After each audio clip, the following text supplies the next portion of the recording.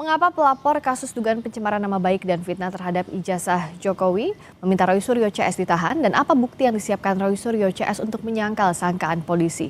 Kita bahas bersama Ade Darmawan, Sekjen Pradi Bersatu, dan juga Rizal Fadilah, Wakil Ketua TPUA yang kini berstatus tersangka kasus ijazah Jokowi. Selamat malam, Bung Ade. Selamat malam, Mbak Friska. Dengan Pak Rizal Fadilah nanti kita masih coba perbaiki komunikasinya. Pihak Anda tampaknya sejak kemarin bersuara ingin segera ditahan untuk Roy Suryo CS. Kenapa?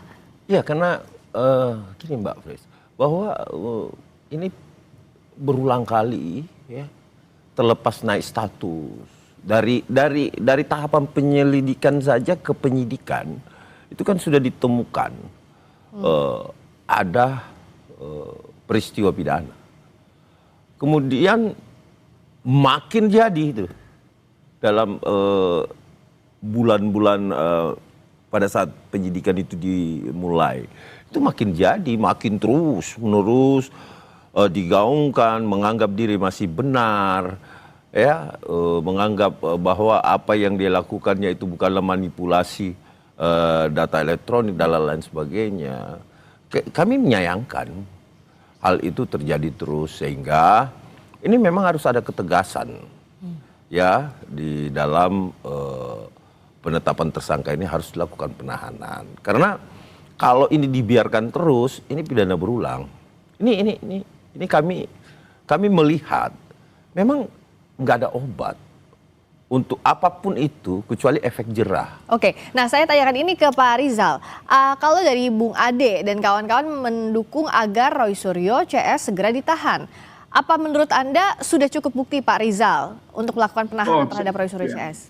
Saya kira belum cukup bukti. Artinya seseorang itu ditahan itu kan kalau ada indikasi kemungkinan melarikan diri gitu kan. Atau mengulangi perbuatan yang dinilai sebagai perbuatan yang kriminal tentunya, karena ini belum tentu perbuatan itu kriminal gitu kan, atau dia akan menghilangkan alat bukti gitu. Nah nampaknya tiga hal ini tidak akan terjadi pada diri Roy Suryo gitu kan. Saya kira ini sehingga tidak layaklah untuk ditahan gitu. Kemudian juga toh pasal-pasal yang dimaksud itu sendiri harus mendahulukan pembuktian tentang status ijazahnya itu gitu kan. Sementara sampai sekarang ijazahnya belum ada penetapan tentang keasliannya sehingga pasal yang dituduhkan gitu kan baik 310, 311, 160 sampai 32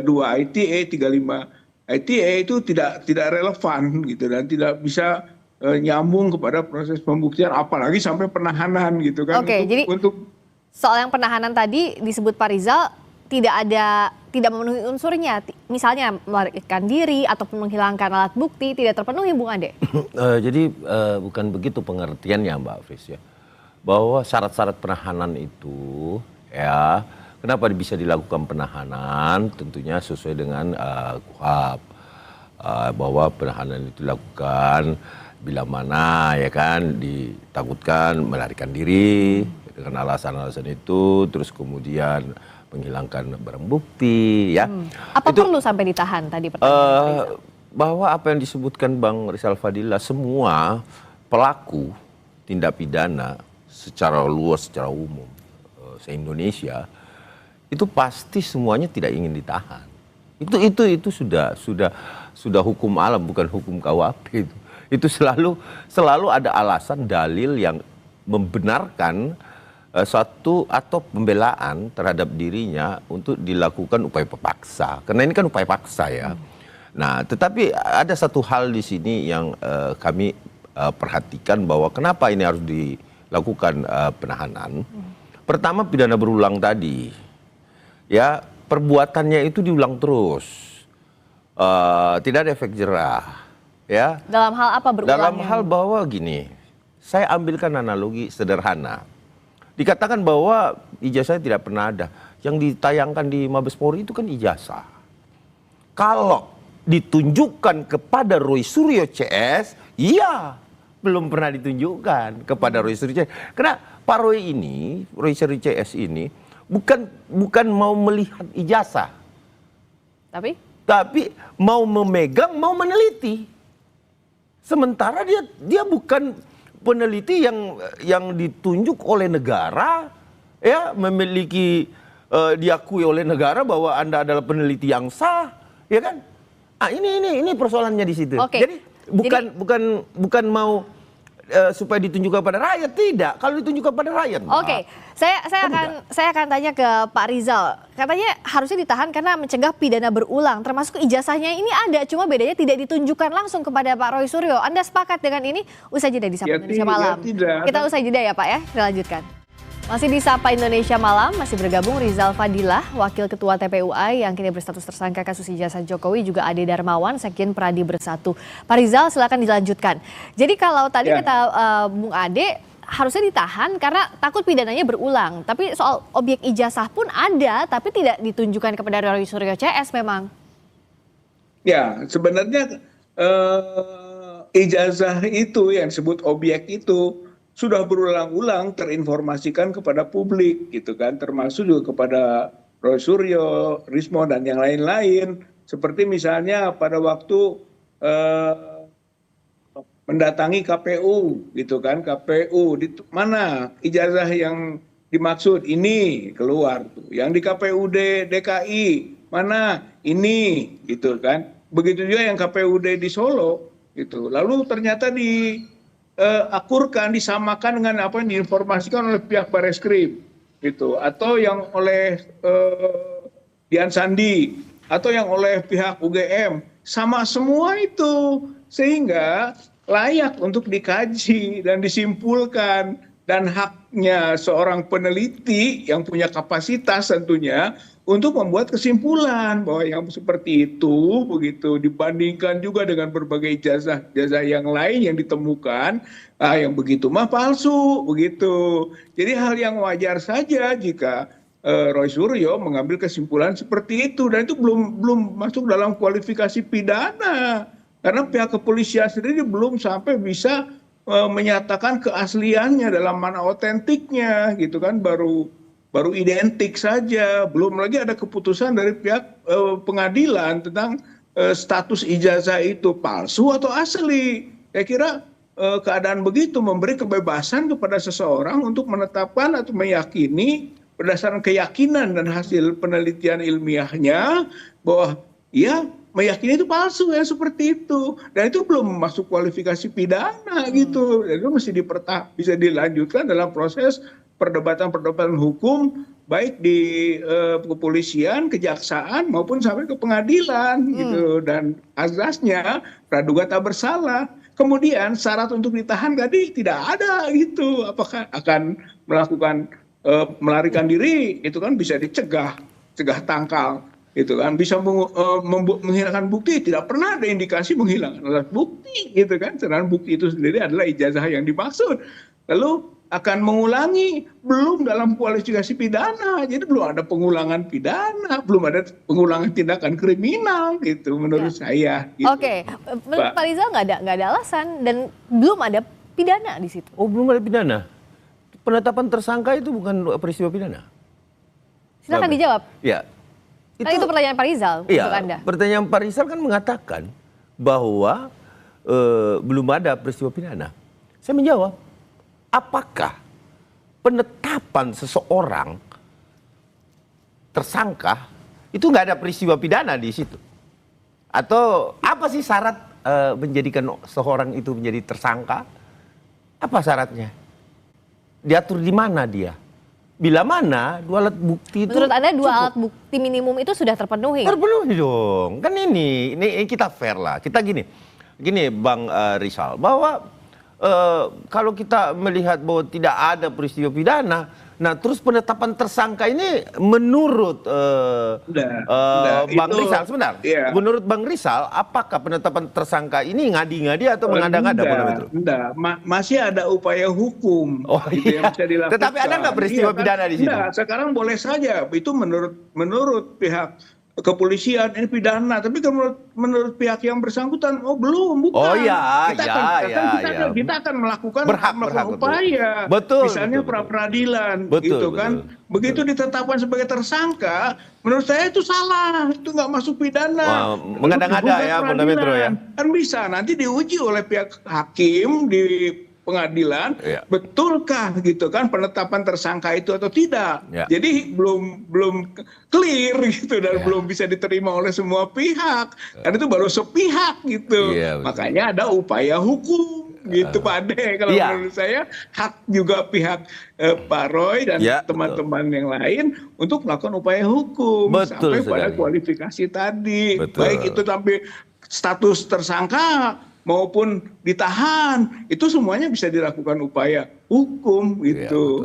Karena begini Bang Rizal, dalam proses hukum pidana, tahapan-tahapan itu ya itu harus sesuai dengan KUHAP kan, bahwa tahapnya pemeriksaan itu kan dari tahap lidik, sidik, BAP tersangka, kemudian dilimpahkan ke pengadilan menjadi terdakwa, kemudian menjadi terpidana. Kan itu prosesnya tuh.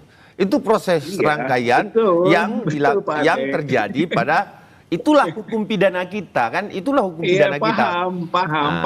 Sebagai tahapan paham gitu kan. Tapi setiap tahapan juga punya hak seseorang untuk melakukan perlawanan gitu maksudnya gitu. Nah, ketika sekarang ini juga harus tersangka, sebenarnya itu kita siap untuk melakukan juga perlawanan hukum, apalagi sampai penahanan, begitu Mbak, gitu maksudnya. Jadi berdasarkan ketentuan-ketentuan hukum juga, maka tidak layaklah gitu kan dalam status seperti ini Pak Roy ditahan gitu, menurut saya gitu. Itu hak yang bisa dijamin kan oleh hukum juga begitu. Pun misalnya Suryo menolak adanya penahanan, menurut Anda apakah dalam kondisi seperti ini berhak juga dari pihak tersangka untuk menolak penahanan itu? Boleh, sah-sah saja. Saya menyatakan bahwa ini tidak sah penahanan saya, misalkan, katakanlah seperti itu. Tentu ada upaya hukumnya. Polisi dijamin oleh undang-undang, diberikan kewenangan terhadapnya oleh negara melalui undang-undang untuk melakukan segala kewenangannya. Kalaupun misalkan kepolisian dengan melakukan penahanan itu unprosedural, tentu ada tata cara yang harus ditempuh kepada pihak terlapor atau tersangka atau yang akan dilakukan penahanan ini melakukan upaya-upaya hukum. Contohnya prapit mungkin, ya kan?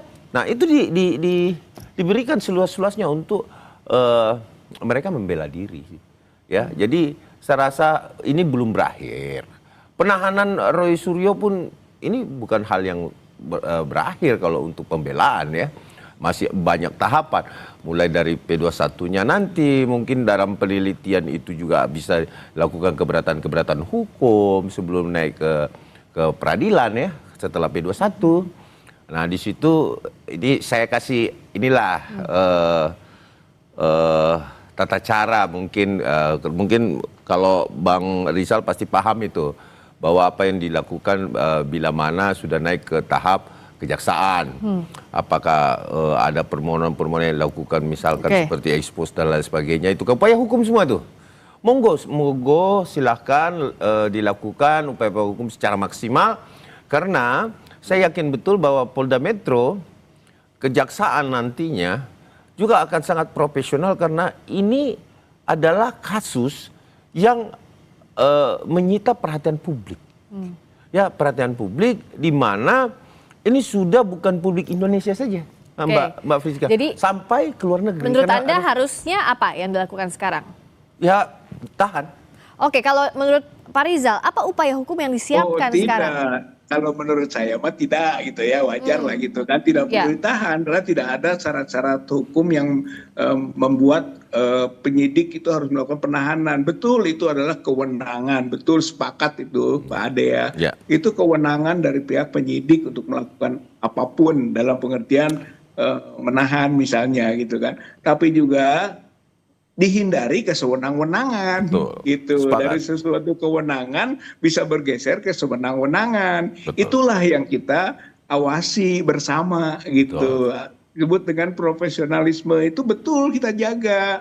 Jangan sampai kepentingan-kepentingan non hukum gitu kan masuk di dalamnya. Nah, untuk itu maka proses-proses hukum memberi jalan gitu, beri jalan, termasuk di dalamnya tadi untuk tersangka saja peluang untuk bisa kita lakukan gugatan peradilan terbuka. Apalagi sampai nanti dilakukan penahanan gitu kan. Nah, itu bisa juga kita lakukan perlawanan atau upaya misalnya penangguhan penahanan gitu kan, ada dengan jaminan dan sebagainya, itu masih bisa dilakukan. Betul lah. Proses ini masih dalam tahapan-tahapan yang menuju ke proses berikutnya gitu. Tapi kita akan sama-sama upayakan pihak dari mungkin penyidik yaitu kan atau pelapor berusaha maksimal untuk terjadinya proses penahanan. Sementara dari pihak yang terlapor ataupun tersangka itu berusaha juga untuk adanya SP3 misalnya kan, dihentikan penyidikan itu karena tidak memenuhi unsur-unsur hukum untuk hal tersebut sesuai dengan KUHP. Nah, kalau dari pihak Anda, bagaimana agar publik melihat ataupun bahkan pihaknya Bung Roy Suryo CS menganggap bahwa ini berjalan transparan? Karena kan pertanyaannya sejak penetapan tersangka adalah mana transparansi kasusnya, menurut Anda? Ini sudah ya, saya kira gambarannya sangat tidak transparan. Bung Ade dulu sebentar, Pak Rizal, silakan Bung Ade. Oh iya, mangga. Terkait transparansi penyidikan, kan sudah disampaikan bahwa sudah diperiksa 130 saksi. 22 ahli, sudah ditemukan ada unsur tindak pidana melalui bukti yang disita dan disajikan oleh saksi-saksi maupun pelapor. Baik itu yang ditemukan sendiri juga oleh penyidik, sehingga akhirnya sampailah pada hari ini penetapan tersangka. Singkat saja itu sudah transparan ya? Itu transparan. Jadi tidak mungkin gini. Ada rahasia penyidikan Mbak Friska. Artinya tidak mungkin dibeberkan. Ini loh bukti yang kamu melanggar hukum saat ini. Tetapi yang mengetahui itu adalah terperiksa dengan si pelapor. Itu ditangkap maksudnya sudah transparan. Dianggapnya kalau menurut Anda Pak Rizal apa yang harus transparan dari kasus ini, singkat saja? Ya, saya kira mengenai status alat bukti utamanya, gitu. Alat bukti utamanya itu ijazah, gitu. Karena namanya fitnah, namanya pencemaran, penghasutan yang juga dikaitkan dengan Undang-Undang ITE misalnya sebagai rangkaiannya, gitu. Itu semua bersumber pada sesuatu, gitu kan, sesuatu bukti yang dipermasalahkan dan itu utama, yaitu ijazah Pak Jokowi. Seandainya ternyata ijazah Pak Jokowi benar palsu, tidak ada fitnah, itu tidak ada pencemaran. Nah, jadi yang ditunggu kok pihak Anda adalah itu ya, alat buktinya ijazahnya. Ya, itu dari dasar. Sekarang kan Bung Roy Suryo CS sekarang masih diperiksa. Kita tunggu apa hasil pemeriksaan yang sudah 8 jam lebih ini. Terima kasih Pak Rizal Fadilah, terima kasih juga Ade Darmawan sudah hadir di Sapa Indonesia Malam.